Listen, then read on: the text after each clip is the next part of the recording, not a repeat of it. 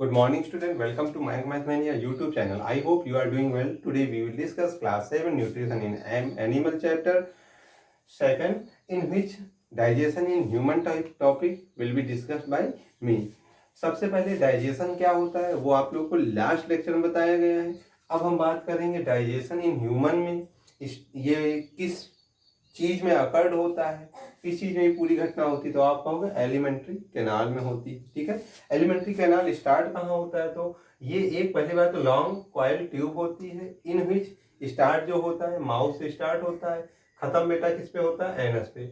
इसके बीच में क्या क्या आते हैं? जैसे माउथ है, माउथ के बाद बेटा ये इतना पार्ट ईसोफेगस. ठीक है, वो साइलेंट होता है ईसोफेगस. फिर आपका स्टमक आता है. ठीक है, स्टमक के बाद इसमें लीवर का भी थोड़ा बहुत जबरदस्त तरीके से यूज है. ठीक है, और उसके बाद फिर जब स्टमक में आता है, स्टमक से स्मॉल इंटेस्टाइन में आते हैं, स्मॉल इंटेस्टाइन से लार्ज इंटेस्टाइन में आपका क्या ये सब क्या आ रहा? फूड आ रहा, फूड पार्ट. ठीक है, अब आप देखो यहाँ से लार्ज इंटेस्टाइन से लास्ट में रेक्टम में थोड़ी देर, और एट लास्ट एनस से बाहर निकल जाता है. ठीक है, तो जब आप भोजन को अंदर ले रहे होते तो ये प्रोसेस इंजेशन होता है. ठीक है, आपको पता है माउथ में स्टार्ट हो रहा है, तो माउथ में जब आप भोजन लिए, भोजन को लेने की जो प्रोसेस है वो इंजेशन होता है.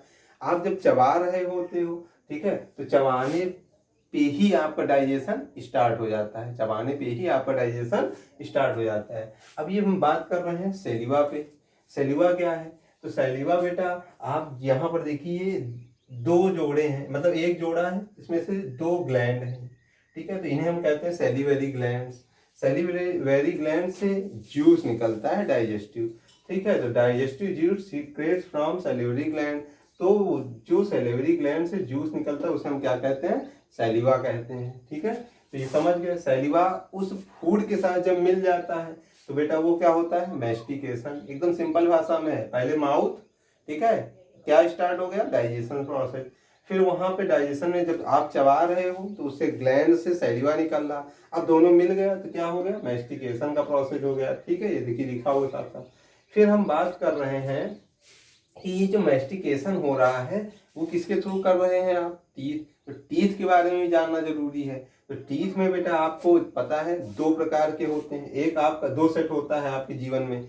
तो एक सेट जो होता है वो मिल्क टीथ होता है, और एक सेट जो होता है वो परमानेंट टीथ होता है. जो मिल्क टीथ होता है वो 6 से 8 साल के लिए होता है. परमानेंट आप जानते हैं ओल्ड हो जाते हैं तो आपके ये दांत गिर जाते हैं, ये 6 से 8 साल के बाद में नहीं रहते हैं. ठीक है, अब देखिए फिर क्या होता है इसमें काम क्या है? जब आपके परमानेंट टीथ आ जाते हैं तो आपके 16 नीचे वाले पार्ट में होता है माउथ के, और ऊपर वाले में भी 16 होता है. 16 टू जा 32 आपके टीथ टोटल होंगे. ठीक है, अब इसमें कौन कौन से होते हैं? तो 3 पेयर जो है, आप ध्यान समझना, ये 3 सेट हैं, 1 2 3. ठीक है, एक सेट है उसमें 3 टीथ हैं, इसको हम कहते हैं मोलर. इसको क्या कहते हैं? मोलर. 3 इधर है तो बेटा 3 इधर होंगे. ठीक है, 3 3 6, और 6 ही ऊपर होंगे, तो 12 टीथ तो यही हो जाते हैं. कौन? मोलर. मोलर के जस्ट नीचे कौन आता है? प्रीमोलर. प्रीमोलर बेटा दो जोड़ा, मतलब दो जोड़ा, मतलब एक जोड़ा ये, एक जोड़ा ये, यानी 4 दांत तो यही हो गए, और 4 ही ऊपर होंगे, तो 8 ये हो गए. ठीक है, अब देखिए यहाँ पे 12 8 20 हो गया. अब हम बात कर लेते हैं यहाँ पर, ये कैनाइन है. ठीक है, ये दोनों क्या है? कैनाइन. कैनाइन दो इधर दो इधर, 4 4 दूनी 8. ठीक है, इसके बाद इंसेसर देखो, इंसेसर 2 है तो 2 नीचे 2 ऊपर, यानी 4. तो आप देख रहे हो सबको ऐड करोगे तो बेटा कितना आ रहा है? 32 आपके टीथ हैं. सबका अलग अलग फंक्शन है. जैसे मोलर और प्री मोलर, इनका काम क्या होता है? ग्रिंड करना. मतलब आपने खाने को काटा, काटने के बाद ग्रिंड करेगा, मतलब ग्रिंड करेगा, और उसे क्या करेगा? क्रश करेगा, पूरा से कूचेगा. ठीक है, ये सब काम किसका होता है? मोलर और प्री मोलर का. फिर हम बात कर लेते हैं कैनाइन की. कैनाइन का वर्क क्या है? कैनाइन बेटा जैसे किसी चीज को टीयर करना, फाड़ना या चीरना है. ठीक है, आपके में कम उभरा रहता है, लेकिन जैसे टाइगर वगैरह है जो कार्निवर्स एनिमल होते हैं उनका ज्यादा ही उभरा रहता है. उसका काम क्या होता है बेटा? तो आप कहो कि इसको चीरने के काम में लाते हैं. ठीक है, कोई चीज टीयर करना, फाड़ना है. फिर हम इंसेसर. इंसेसर का मतलब काटना. आप देखोगे रोटी कट करते हो ना, फिर उसका चबाते हो, तो रोटी जो कट कर रहा है वो कौन सा पार्ट कर रहा है टीथ का? इंसेसर. ठीक है, तो हम आशा करते हैं आपको टीथ, मैस्टिकेशन, सैलिवा, माउथ सब समझ में आया होगा. ठीक है। अब ये इसका इन टीथ में जो ये पार्ट दिए रखे हैं, ठीक है, इनका वर्क क्या है वो भी आप समझ चुके होंगे। कौन सा दांत कितने समय के लिए होता है ये भी आप समझे। हाँ, ये जो व्हाइट टीथ होता है उसे हम इनेमल कहते हैं, और जो इनेमल होता है बेटा वो सबसे हार्डेस्ट सब्सटेंस होता है आपके पूरे बॉडी में। अगर कोई हार्डेस्ट सब्सटेंस होता है तो वो बेटा क्या होता है, इनेमल होता है, ठीक है। और सबसे मुलायम कोई होता है डेलिकेट, ये आँख के ऊपर, ठीक है, ये देख रहे हैं, ये होता है।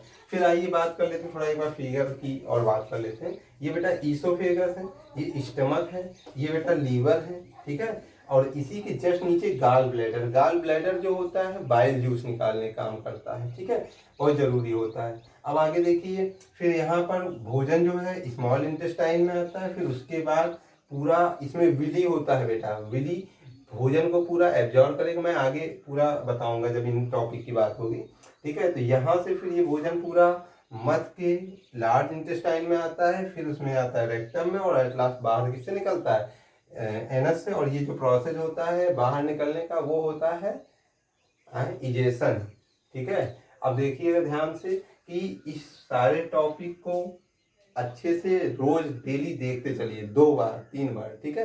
आप अपनी नोट्स लिखिए, उसको 2 बार 3 बार करोगे तो आपको हर एक टर्म याद हो जाएगा। जैसे ये आपको मोलर, प्रीमोलर, ठीक है, कैनाइन, ये सारे टर्म याद हो जाएंगे। तो इसलिए इसको बेटा 2-3 दिन देखिए, और हर टर्म को याद करना बहुत जरूरी है, किसका क्या फंक्शन है वो देखना जरूरी है। तो मैं आशा करता हूँ आपको समझ में आया होगा। तब तक के लिए थैंक यू। हमारे चैनल को लाइक शेयर सब्सक्राइब करते रहिए।